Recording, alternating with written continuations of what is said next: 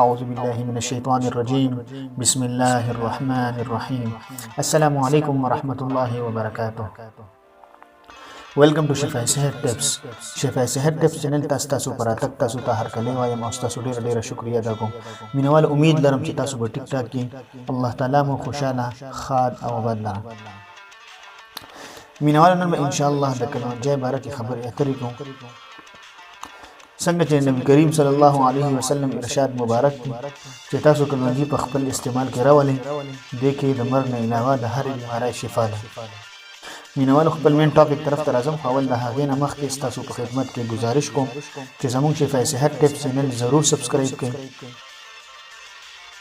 او خوا کې ورسره د ګنټۍ والا نشان هم دباو کړئ ځکه چې زموږ راتلونکي نوي ویډیو تاسو ته په اسانه او د ټولو نه مخکې میلاو شي. مینوالو رب العالمین زموږ ستاسو دپاره په کلمنجای کې بېشماره فایدې ایښي دي خو اکثر موږ تاسو د هغې نه ناخبر یو.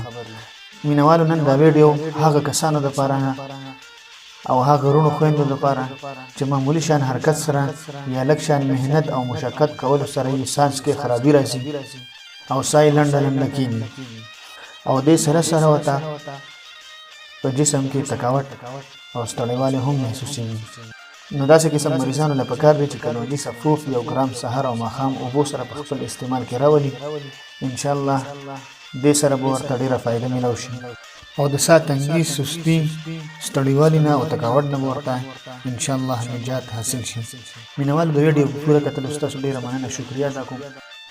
امید لرم چې ستاسو به دا ویډیو خوښه شوې وي.